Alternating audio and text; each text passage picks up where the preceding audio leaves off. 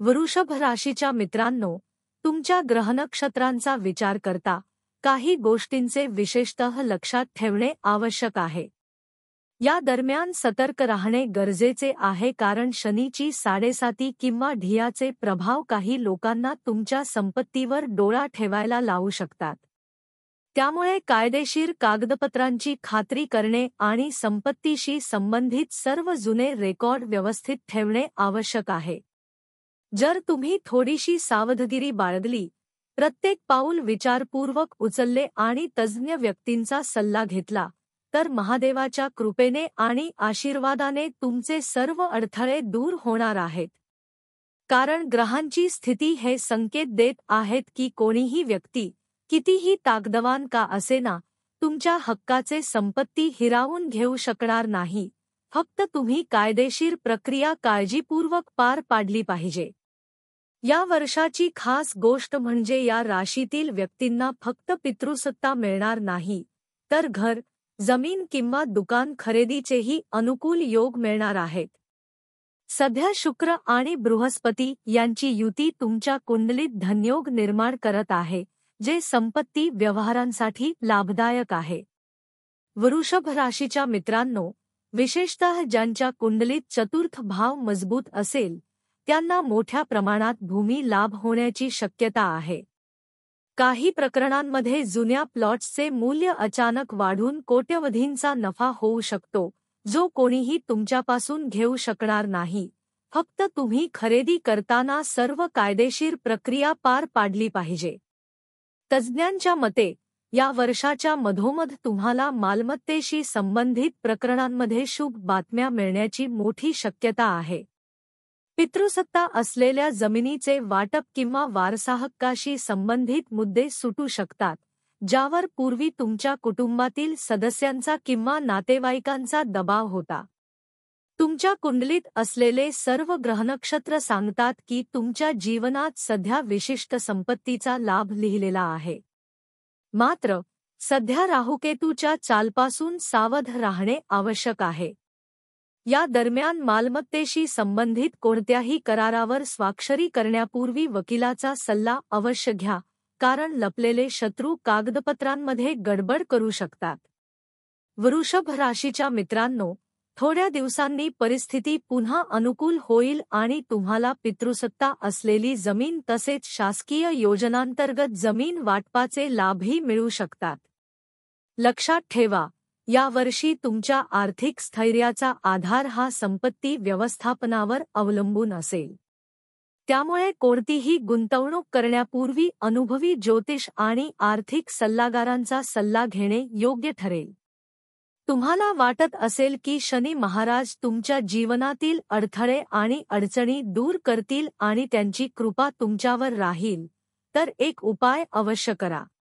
प्रत्येक शनिवारी काळे तीळ दान करा आणि एष शनैश्चराय नमः या मंत्राचा नियमित जप करा.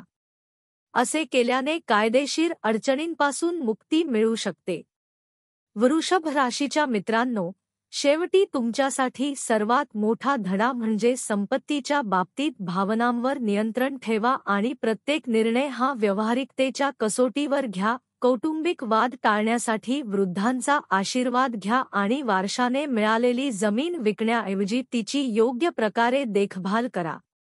लक्षात ठेवा, शनिदेवाच्या कृपेने या वेळेस कोणीही तुमच्या हक्काची जमीन घेऊ शकणार नाही.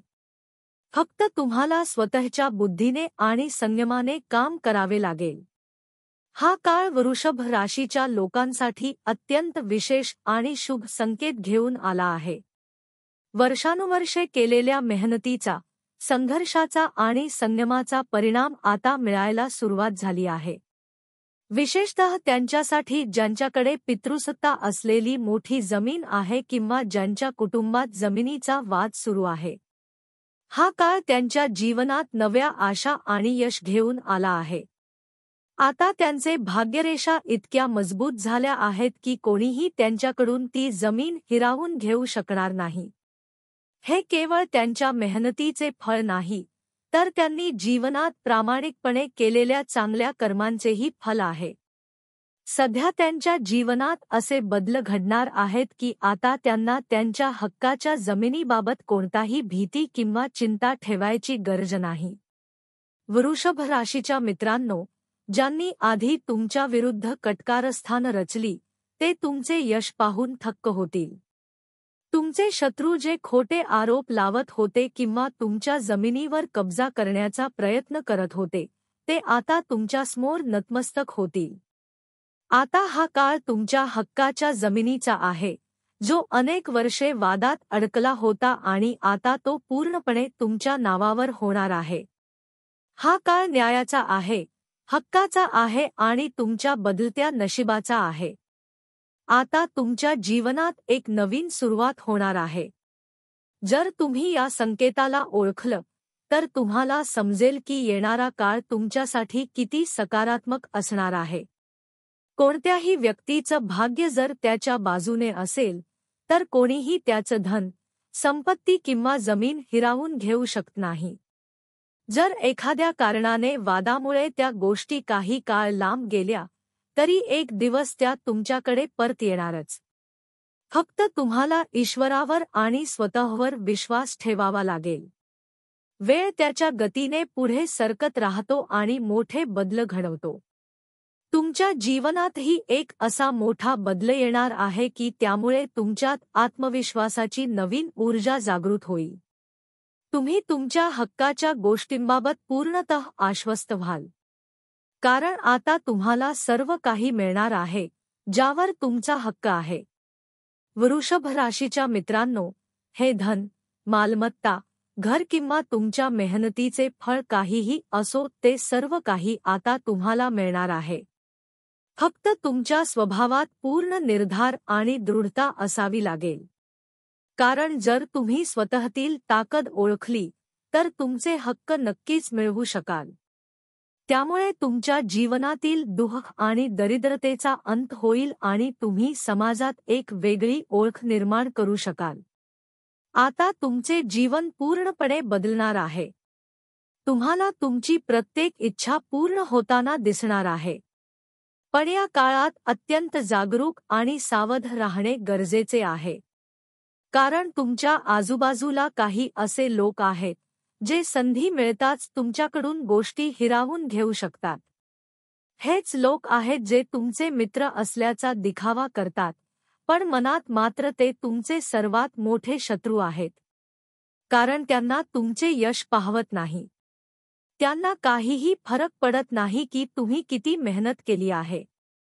त्यांना फक्त हे पाहायचे आहे की तुम्हाला काहीही मिळू नये. तुम्हाला सर्वप्रथम हे लक्षात घ्यायचे आहे की जमिनीशी संबंधित कोणतीही कागदपत्रे असे लोकांच्या हाती लागू देऊ नका किंवा त्यांना काहीही माहिती लागू देऊ नका. नाहीतर तुम्हाला मोठा तोटा होऊ शकतो. हे लोक इतके चतुर असतात की वेगवेगळे डावपेच लावून तुमची मालमत्ता स्वतःच्या नावावर घेण्याचा प्रयत्न करतील. वृषभ राशीच्या मित्रांनो, त्यामुळे तुमच्या शत्रूंना पराभूत करण्यासाठी शनिदेव महाराजांची विशेष पूजा अर्चना करा. शनिवारी शनिदेवांच्या मंदिरात जाऊन त्यांची पूजा करा आणि सरसोंच्या तेलाचा दिवा लावा. कारण शनिदेवच तुमच्या शत्रूंपासून तुमचे रक्षण करतील.